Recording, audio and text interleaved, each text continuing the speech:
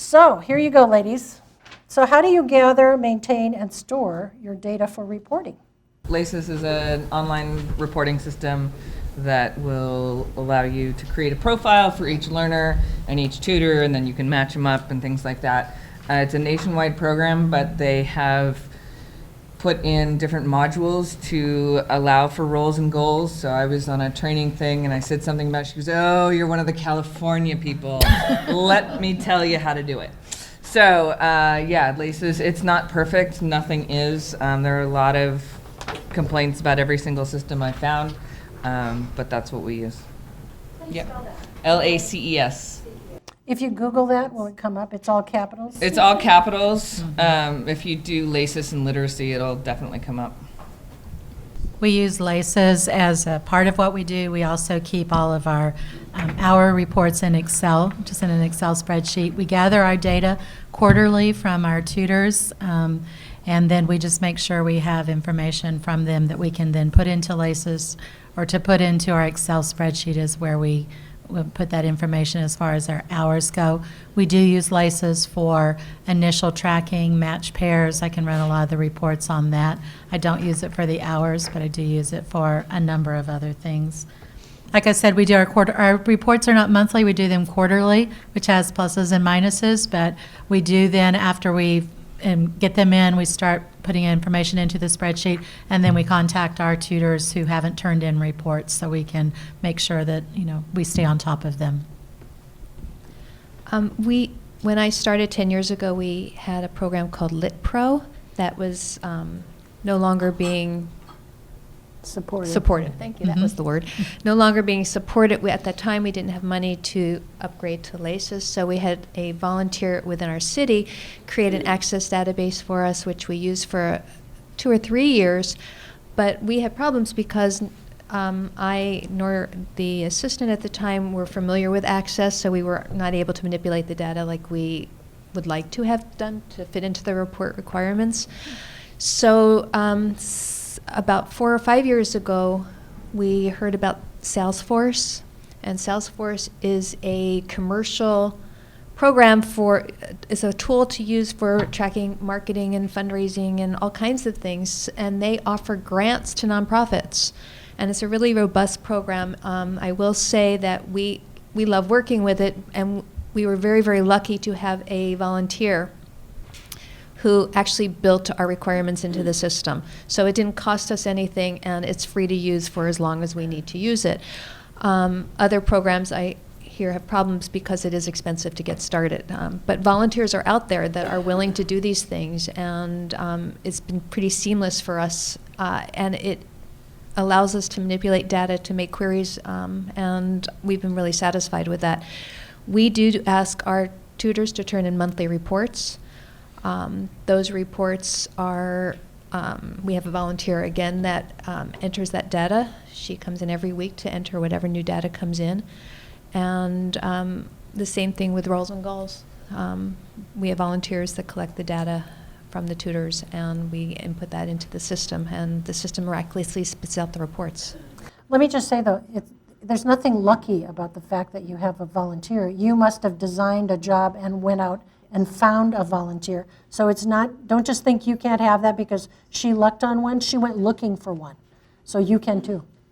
Well, it might be backward, because I find, if somebody says that they have a skill, I said, oh, wow. There you go. Let's see how we can use that Yeah, skill. that's right. And that Very really good. is more than volunteers coming up, as a response to Volunteer Mesh. There's somebody that's in the program or somebody that shows an interest in what is it that you want to do, and we'll figure out how to use it. Very good. Thank you. Trina. So we do collect monthly reports. The cheapest way I found to have them turned in, we went from having very few turned in. We have a monthly raffle, and anybody who turns their report in on time gets entered to win a $10 gift card. And let me tell you, that is the cheapest $120 I spend every year. So worth it. And if you don't have the money, get it from your friends, get it from whatever. It saves so much staff time. We went from very few to over 90% of our reports turned in. And they get published in the newsletter, and I'll get a gift card from wherever you want, really. Just send me in your reports. So those are sent in once a month. We have spots for hours, and then also what materials are you using? Have you found anything else that you're using that is helping? Do you want a phone call from us? Does your student want a phone call from us? How are things going? Do you have any stories, success stories that you would like to share? Most of our tutors meet in the library, but there are a fair handful that don't, and we don't see them very often, so it's nice to have that check-in. We also stole Sacramento Library's idea. These ladies over here started doing their monthly reports online. So we have a Google Doc that we have everybody has access to. You can fill it out. If you didn't meet that month, that's fine too. And that comes directly into a spreadsheet that we can then enter into LACES. So all of that stuff goes into LACES, and that's how we track our hours. We just break fingers. Break fingers. We ran out. But I think too, if you explain that this is for the health of the program, so you know how you're doing, and you have to report in order to get money. Blame it on me. That damn state library make us do this. We do. Yeah, that's good. We try that too, but we have to remind them all the time. Money doesn't just come and appear. Every month we need money. We need to keep buying those books, and so we do have to do that. We are looking to move online reporting. I would love to do that. So we are looking for designing a job description and getting a volunteer to do some online reporting, because that will increase it, I'm sure, quite a lot there. Our quarterly report does have a lot of the same things that Trina mentioned, and I'm sure many of you gather the progress, the materials, and if we see any sorts of issues. What we do also is we take that information and then we put a few of those goals that were reached, a few progress things in our monthly newsletter. So I get the reports quarterly and I start parsing them out over the next couple of months of the things that people have reached, and that makes a big difference too, because they see their name or their whatever their goal is that they've reached, what progress that they've made in the monthly newsletter, and that is an online newsletter. And I would add to that, besides putting it into the newsletters, if you have them, if there's a goal that a learner has reached, to reach out to the learner and congratulate them specifically. Oh, yes. That one-on-one contact from the literacy office, from the literacy coordinator, really makes a difference to them.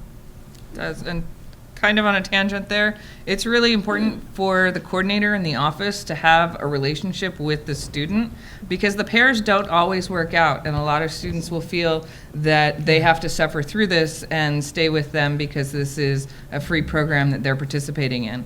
And there are many reasons that matches don't work out. Sometimes it's personality, sometimes it's somebody's a flake. Whatever it is, I always want my students to know that they can come to me and everything that they tell me is confidential.